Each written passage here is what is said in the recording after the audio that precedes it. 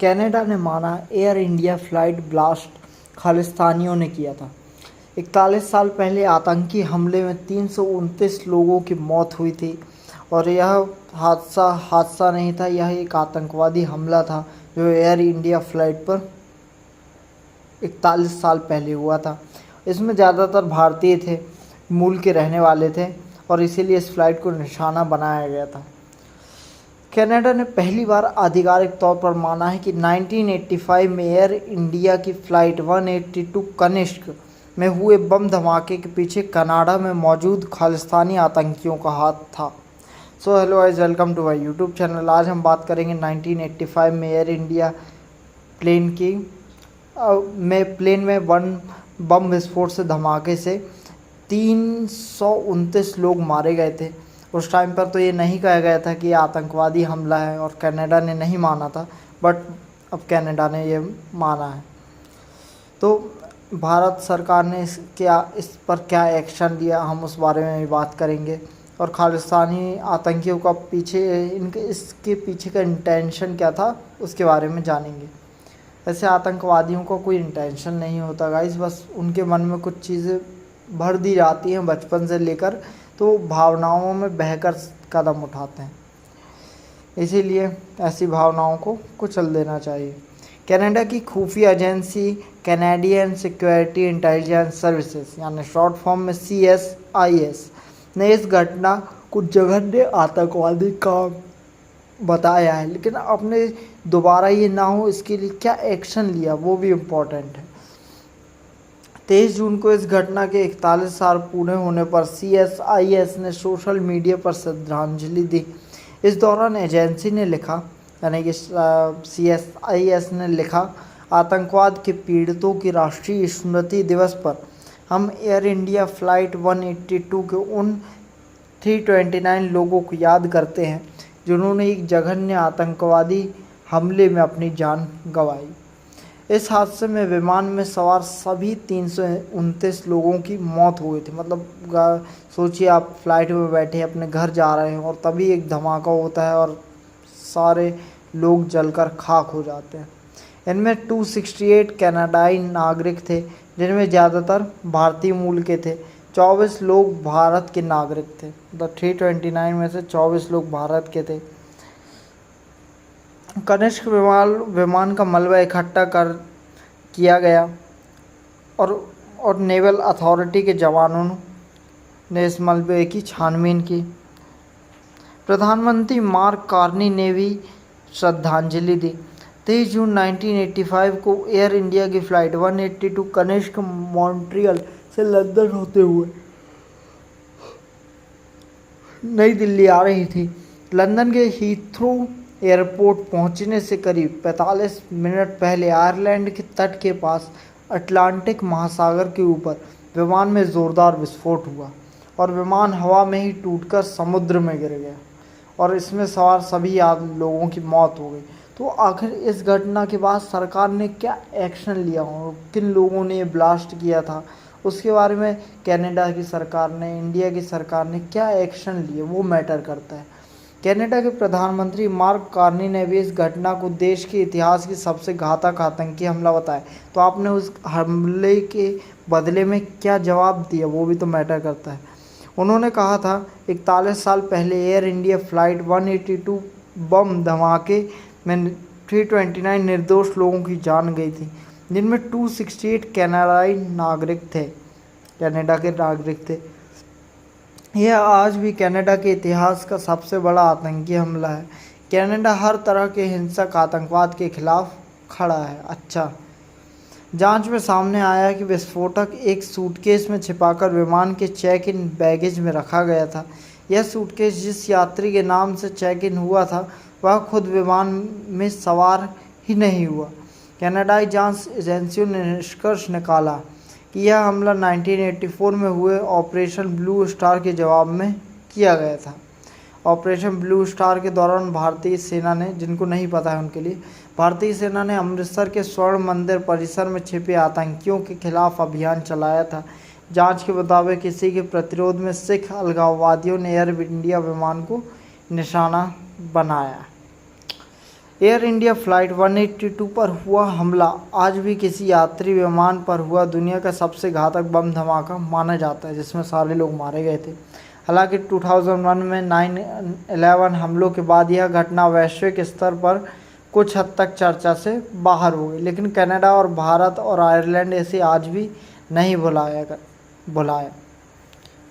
Canada ने यह बात कहने में 41 साल क्यों लगा दिए और भाई कोई एक्शन ही नहीं लिया गया। मतलब जिन लोगों ने ये धमाका किया उन पर क्या एक्शन लिया आपने? आप बोलते हो ये दुनिया की सबसे दर्दनाक घटना थी या कनाडा के इतिहास की सबसे दर्दनाक आतंकवादी हमला था, तो आपने उस दर्दनाक आतंकवादी हमले की रिप्लाई में क्या किया? आपने ईंट का जवाब पत्थर से नहीं दिया, आपने ईंट का जवाब कंकड़ से दिया, कुछ किया ही नहीं आपने। भारत शुरू से कहता रहा है कि इस हमले की साजिश कनाडा की ज़मीन से सक्रिय खालिस्तानी आतंकियों ने रची थी, लेकिन कनाडा की सरकार और सरकारी संस्थाएं कई दशकों तक सार्वजनिक तौर पर खालिस्तानी शब्द इस्तेमाल करने से बचती रही हैं। लेकिन सवाल उठता है भारत ने क्या किया? और फिर खालिस्तानी शब्द इस्तेमाल नहीं करना है कनाडा की सरकार को, और फिर ये बड़ी बड़ी बातें करते हैं कि ये आतंकवादी हमला हुआ था, हमें दुख है। दुख से क्या होता है? काम क्या किया आपने? जांच एजेंसियों की बड़ी नाकामी इसमें कबूल की जाती है। 2010 में कनाडा के पूर्व सुप्रीम कोर्ट जज जॉन मेजर की अध्यक्षता में हुई सार्वजनिक जांच में कहा गया कि कनाडा की सुरक्षा एजेंसियों की कई गंभीर गलतियों ने जांच को कमज़ोर कर दिया। सबसे बड़ी चूक यह थी कि CSIS ने बब्बर खालसा के नेता तलविंदर सिंह परमार की निगरानी तो की, लेकिन बाद में उसकी सैकड़ों घंटों की फ़ोन रिकॉर्डिंग नष्ट कर दी। इससे महत्वपूर्ण सबूत खत्म हो गए और मुकदमा कमज़ोर पड़ गया। अब आखिर ये सैकड़ों घंटे की फ़ोन रिकॉर्डिंग नष्ट क्यों की गई, ये सवाल उठता है। इसका मतलब CSIS भी मिले हुआ है। CSIS और RCMP के बीच तालमेल की कमी थी, क्योंकि इनमें से कुछ लोग मिले हुए थे खालिस्तानियों से। कनाडा की खुफिया एजेंसी CSIS और पुलिस एजेंसी RCMP के बीच जानकारी साझा करने को लेकर मतभेद थे। इसका असर भी जांच पर पड़ा, और सरकार की जांच तो होती है सबसे स्लोली। जैसे कि भारत में सुप्रीम कोर्ट वगैरह में आप केसेस देखो तो अगर आपने कोई केस फाइल किया तो 10-20 साल लग जाते हैं उसको। मतलब सबसे स्लो अगर कुछ होता है तो वो भारत का हाई कोर्ट का मामला है। हमले को भारत का मामला समझा गया। जांच आयोग ने कहा कि चूंकि विमान एयर इंडिया का था, इसलिए कई राजनयिक प्रशासनिक स्तर पर इसे मुख्य रूप से भारत से जुड़ा मामला माना गया, जबकि मारे गए अधिकांश लोग कनाडा के नागरिक थे। इससे इस हमले में को कनाडा की राष्ट्रीय सुरक्षा के मुद्दे के रूप में उतनी गंभीरता नहीं मिली। अरे मतलब लोग क्या कि ये कनाडा, ये भारतीय, भाई देखो लोग मरे हैं यार, उसकी वैल्यू नहीं है। अदालत में केस कमज़ोर पड़ गया, क्योंकि जिन लोगों को रिस्पॉन्सिबल होकर जांच करनी चाहिए वो उन्होंने की ही नहीं, और लोग ऐसे ही लोगों को सपोर्ट करते हैं, मार्क कार्नी को वोट दे रहे हैं। भाई जब इंसान काम ही नहीं कर रहा तो आप उसको किस बेसिस पर वोट दे रहे हैं? मुख्य गवाहों को धमकियां मिली, कुछ की हत्या भी कर दी गई। सबूत कमज़ोर होने के कारण 2005 में मुख्य आरोपियों को अदालत ने पर्याप्त सबूत ना होने के चलते बरी कर दिया। यही तो गलत है, सबूत हो या ना हो गोली मार दो। सरकार ने माफ़ी तो मांगी, लेकिन नाम लेने से बचती रही बस। और फिर भी ऐसी सरकार को तुरंत बर्खास्त कर देना चाहिए। 2010 में तत्कालीन प्रधानमंत्री स्टीफन हार्पर ने, उस समय के प्रधानमंत्री ने, पीड़ित परिवारों से माफ़ी मांगी और माना कि सरकार इस मामले को संभालने में विफल रही है। कम से कम माना तो, यहाँ भारत की सरकार तो ये भी नहीं मानती। इसके बावजूद कई वर्षों तक कनाडा की सरकारी संस्थाएं चरमपंथी उग्रवादी जैसे सामान्य शब्दों का इस्तेमाल करती रहीं, सीधे खालिस्तानी चरमपंथी नहीं कहा। अब हालात कैसे बदले? तो हाल के कुछ साल में भारत और कनाडा के बीच खालिस्तानी गतिविधियों को लेकर तनाव लगातार बढ़ा है। हाँ, ये तो कुछ न्यूज़ में देखने को मिला है। भारत लंबे समय से आरोप लगाता रहा है कि कनाडा अभिव्यक्ति की आज़ादी और राजनीतिक गतिविधियों के नाम पर खालिस्तानी समर्थक नेटवर्क को खुलकर काम करने देता है। इसी बीच CSIS ने अपनी 2025 की वार्षिक रिपोर्ट में पहली बार Canada based best Khalistani extremist CBKE को कनाडा की राष्ट्रीय सुरक्षा के लिए खतरा बताया। रिपोर्ट में कहा गया है कि ऐसे कुछ नेटवर्क कनाडा की संस्थाओं का इस्तेमाल कर धन जुटाते हैं और उसे हिंसक गतिविधियों की ओर मोड़ते हैं। यह भी कहा गया है कि इनकी हिंसक गतिविधियां कनाडा और उसके हितों के लिए राष्ट्रीय सुरक्षा का खतरा बनी हुई है। और जिस तरीके से भारत एक पावरफुल कंट्री के रूप में उभर रहा है, तो उसको लेकर भी यह एक कनाडा का बड़ा कदम कहा जा सकता है। ये हाँ, बस बहुत हुआ। जब खालिस्तानियों ने हवा में उड़ा दिया था भारतीय विमान 329, लोग सवार थे और कोई नहीं बचा। और भारत सरकार ने इसमें क्या किया, इस पर अभी कुछ कहा नहीं जा सकता।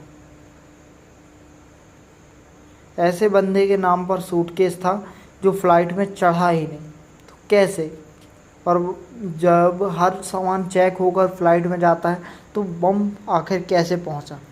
मतलब अगर डीपली अगर आप देखो और अगर डीपली आप अगर कोशिश करो और चीज़ों को गौर से छानबीन करो, तो आप हर कौन सी चीज़ है जिसका आप पता नहीं लगा सकते।